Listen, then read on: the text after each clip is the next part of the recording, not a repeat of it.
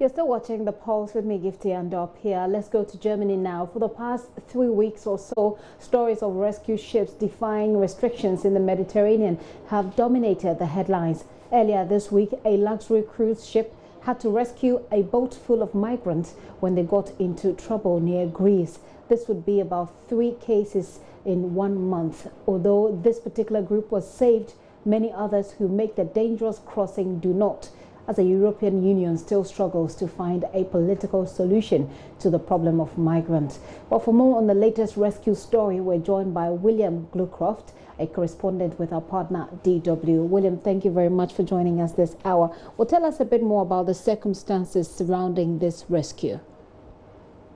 Yes, thank you very much. As you rightly pointed out, this is one in a series of ongoing boat rescues, dramatic boat rescues in the Mediterranean Sea. This one happened about 70 kilometers off the Greek coast, the western Greek coast, right in the center of the Mediterranean Sea. A migrant boat was found to be in distress there with 111 people on board, of which 33 were children. Now, this luxury cruise line, the Marella Discovery, it's a luxury boat, one of the largest in the fleet, owned by TUI, which is one of the world's largest tour operators. They stopped, they met this distress call. Actually, Instagram video posted by tourists on the cruise ship show rescue boats from the cruise ship going out, meeting the migrant boat in distress, throwing lines to it, and then eventually saving the 111 people on board. Those people were brought to a port in Greece where they have been processed, although Greek authorities have not released much information about where they are from or where they're going to. All they will say so far is that the 2 people who are believed to be operators of that migrant boat have been arrested. It'll be interested to know whether or not they've broken any laws in this particular instance, because in the instance of Italy, we know that they had, there had been some sort of breach of law, even though she was set free. But what is the latest on migrant crossing generally and the EU response so far? It's incredibly unclear and very divided. It's one of the most divisive points in the European Union right now. They just cannot come to an agreement on what to do with migrants, how to either prevent them from coming from their countries of origin and dealing with the root causes of migration, helping countries around Africa where many of these migrants are coming from, or helping them when they do come across the Mediterranean Sea safely, and then once they're in the European Union, how they get shared and integrated and asylum rights are then applied. Now, crossings are way down from their peak of about 1 million people in 2015, way down to less than 200,000 last year.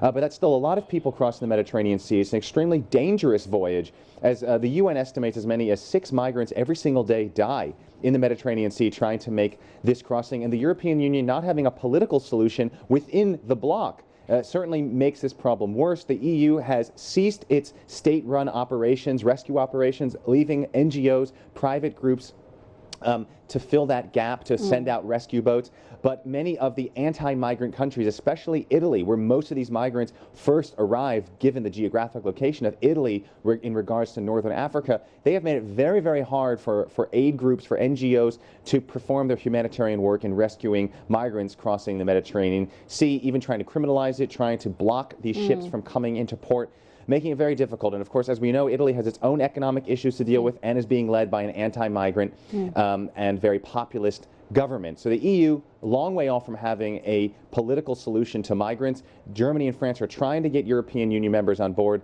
but so far there's very little agreement across the entire 28-member bloc. Obviously, one of the problems with no easy answers at all. But let's go back on the sea and talk about the contrast really between luxury cruise and migrant boats, both on the Mediterranean. This cannot go unnoticed. Detail that for us.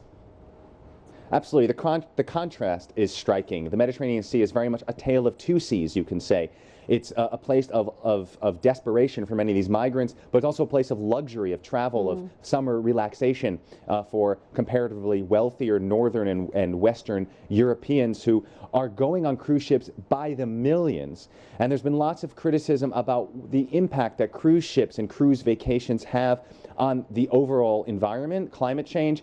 It's been reported that 1 day of sailing of the few hundred cruise ships in the world is equal to the emissions of 1 million cars. There's an enormous amount of pollution.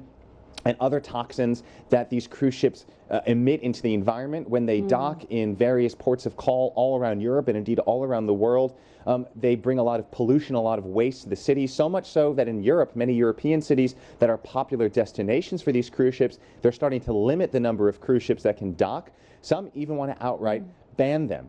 Now, the environmental industry is protesting a lot, very hard, the efforts by the cruise industry and their lack of environmental efforts. But of course, that's contested by the cruise industry. Just to take one example, TUI, which is the company that runs this Morella discovery that was involved in this migrant boat, they say they're very aware of their carbon footprint, of their impact on the environment. They say that they cut 12% in emissions per passenger in the last year. That's according to their latest sustainability report. They use scrubbers to clean their emissions, the fuel they use. They're building more efficient ships, more focused on reducing waste on their ships. But of course, environmental groups will say still a lot more needs to be done, and tourists themselves, travelers, need to pay more attention to the impact their vacationing, their relaxation is having on the world around them. Sound pretty much like two worlds in one, really. But to wrap up, William, what have Germans and Europe as a whole been saying about these developments recently? Well, actually, just a few weeks ago, there were protesters in Kiel. It's a port city and to the north of Germany. There was a major protest actually blocking a cruise ship from leaving until the police broke up that protest. Also, protesters on land near the port in support of that action. So there's a growing sense that cruise ships are just not the way forward, especially when a lot of these tourists, especially with TUI, the largest tour operator in the world, a lot of them cater towards UK residents, which means UK tourists first have to get on a plane just to get to a ship. So it's a very, very heavy burden on the environment, the world in terms of climate change, but in the places where they go. So there's ever more awareness about the impact that cruising and vacations in general are having on local populations in very popular tourist destinations. Let's see what the leadership of EU and even African countries will come up with, and as well as the other countries who have their citizens, do this journey, what they're going to come up with to solve this problem. Obviously, it's not going to be easy, but we can just keep discussing and talking about it. William, thank you very much for bringing us up to speed. William Glucroft is a correspondent with our partners DW. He joins us all the way from Berlin in Germany here on the Pulse. Of course, the migrant situation is still going on. Well, let's make our countries better so that we don't have to keep doing that journey.